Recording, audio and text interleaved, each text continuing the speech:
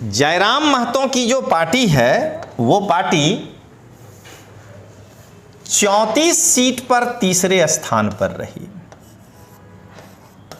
और इनका जो वोट है अगर वो बीजेपी या आजसू में जोड़ दिया जाए तो इस सीटों पर बीजेपी और आजसू की जीत है। वहाँ जेएमएम और कांग्रेस से इनका वोट ज़्यादा हो जाता है जोड़ देने पर। तो अगर उस हिसाब से देखें 100% नहीं सही होता है, तो अगर जयराम महतो का कमाल नहीं होता तो 55 सीट जो है वो जो आज इंडी अलायंस को आया है वो एनडीए को आ गया होता है। डुमरी विधानसभा में जयराम महतो को 94,496 मत मिले और इनकी अपोनेंट बेबी देवी को 83,551 मत मिले और जयराम महतो 10,945 मतों से विजयी रहे।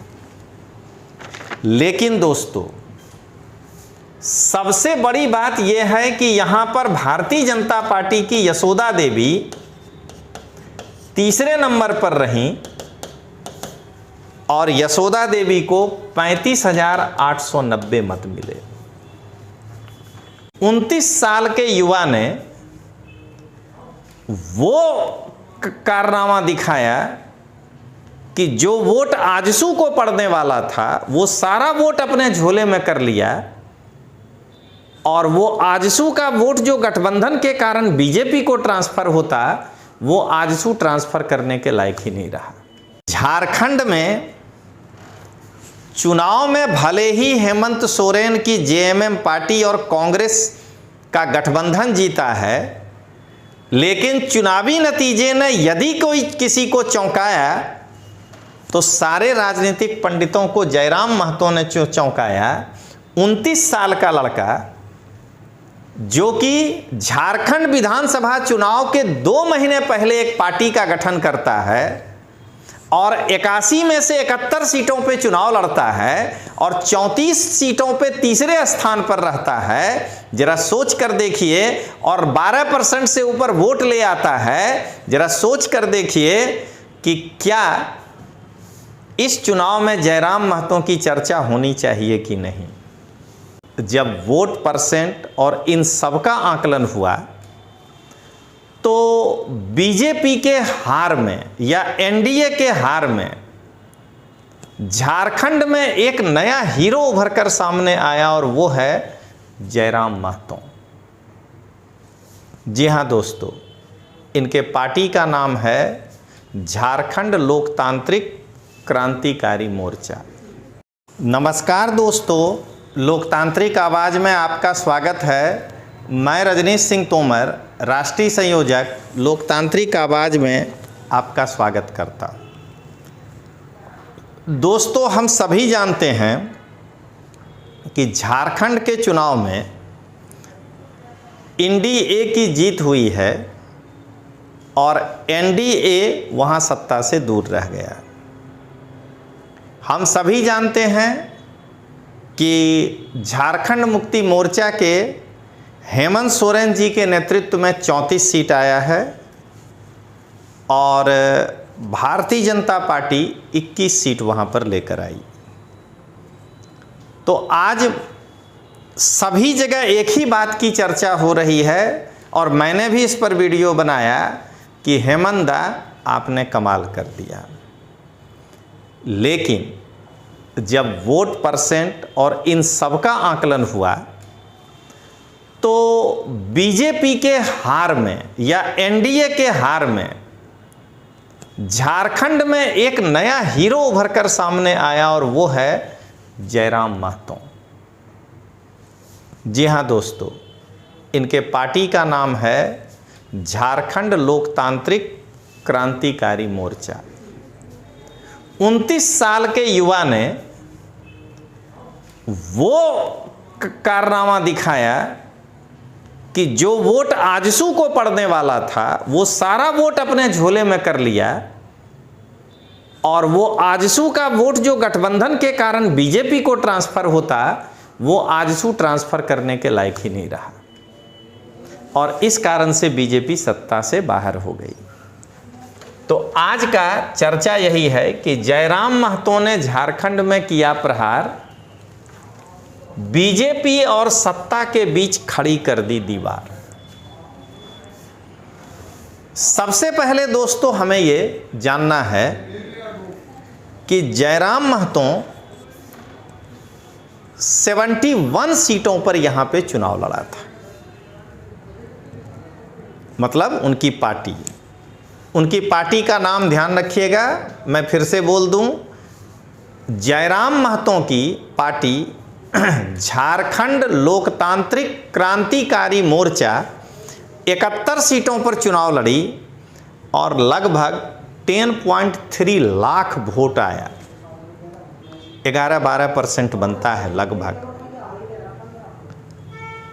अब दोस्तों दिक्कत यह है कि 10 लाख वोट जो है ये जयराम महतो जिस समुदाय से आते हैं उसी समुदाय से आजसू के जो अध्यक्ष हैं सुदेश महतो जी भी आते हैं। जी हाँ, मैं ये बताना चाह रहा हूँ कि जयराम महतो झारखंड के कुर्मी समुदाय से आते हैं और कुर्मी समुदाय का वोट लगभग 14% झारखंड में है। बीजेपी 33.18% वोट जो है इस चुनाव में पाई और बीजेपी ने आजसू के साथ इसलिए गठबंधन किया कि अगर वो 14% कुर्मी वोट मिल जाता है, 10 भी अगर मिल जाता है तो 43% वोट हो जाता है, जो कांग्रेस के 23 और आईएनसी के 15, 38 से बहुत ज़्यादा होता है। और इसलिए जो है बीजेपी चुनाव के पहले कॉन्फिडेंट थी कि आजसू का वोट ट्रांसफर होने के कारण हम पूर्ण बहुमत से सत्ता में आ जाएंगे। लेकिन जयराम महतो उस 14% वोट में मुझे ऐसा लगता है 10% वोट तो जरूर खींचा है। क्यों? तो आजसू को वोट आया केवल 3.54%। तो आजसू को कुछ वोट बीजेपी का भी ट्रांसफर हुआ होगा, तो मैं इसीलिए कह रहा हूं न्यूनतम 10 नहीं तो 12% तक वोट जो है हमें लगता है कि कुर्मी समाज का जयराम महतो खींचा है। अब दोस्तों अगर आगे बढ़िए तो जयराम महतो कौन है? तो जयराम महतो के पिता झारखंड राज्य के आंदोलनकारी थे और झारखंड राज्य की स्थापना के लिए आंदोलन के क्रम में ही उनकी मृत्यु हो गई थी। तो जयराम महतो खुद एक क्रांतिकारी परिवार से था या आंदोलनकारी परिवार से था। जयराम महतो पढ़े लिखे भी हैं क्योंकि ये धनबाद के एक सरकारी कॉलेज से एमए इंग्लिश हैं और अभी पीएचडी कर रहे हैं। अब जरा आगे बढ़ा जाए तो मैं कुछ डेटा लेकर आया हूं जिससे आपको पता चल जाएगा कि जयराम महतो किस प्रकार से भारतीय जनता पार्टी का खेल बिगाड़ा। तो एक मैं थोड़ा सा पहले बता दूं आपको कि जयराम महतो मूलतः, ये देखिए ये जो गिरिडीह है ये यहाँ के इस जिले के हैं। ये लोकसभा चुनाव भी पिछली बार निर्दलीय लड़े थे और जयराम महतो को 3 लाख से ज़्यादा वोट आया था। और जयराम महतो के गिरिडीह का पड़ोसी जिला है बोकारो। जयराम महतो इस दोनों जगह से चुनाव लड़े थे, जिसमें गिरिडीह से वो चुनाव जीत गए और बोकारो में जो है वो दूसरे स्थान पर रहे और वो चुनाव वहाँ से हार गए।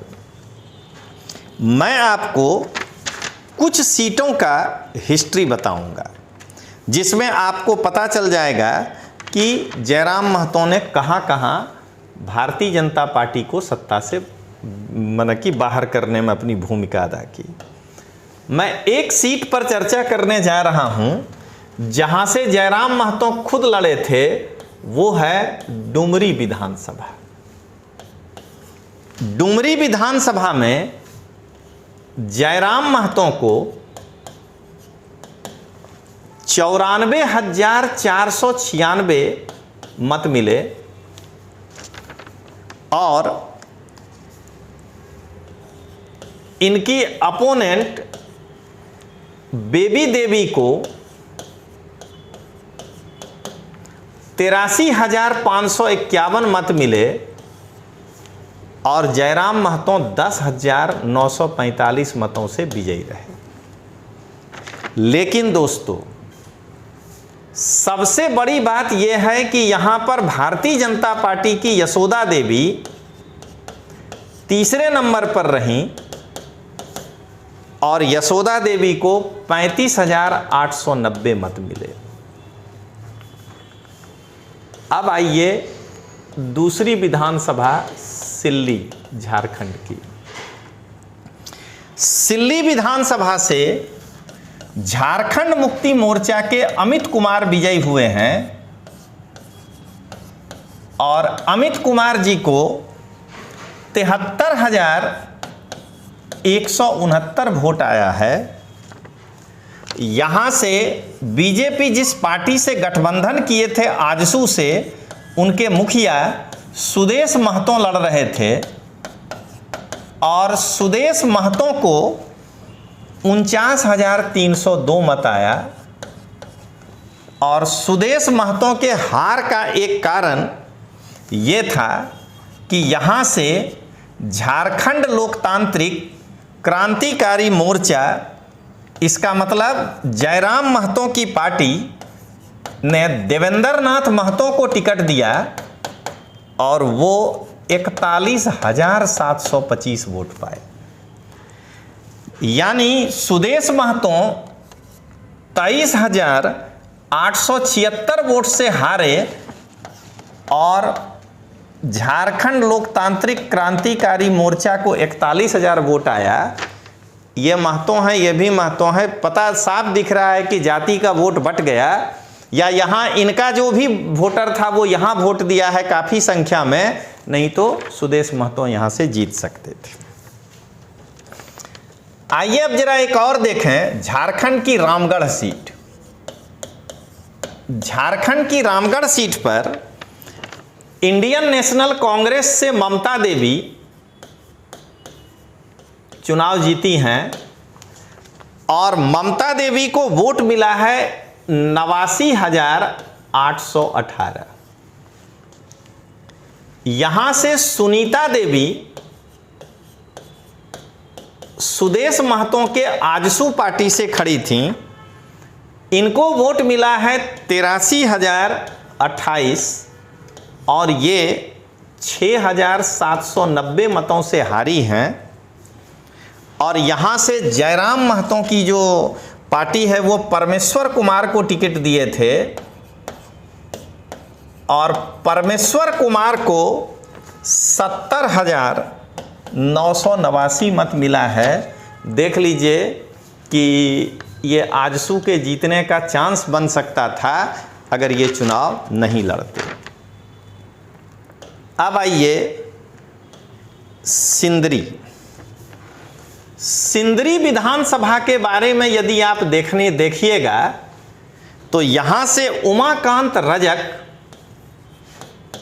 झारखंड मुक्ति मोर्चा के जीते हैं।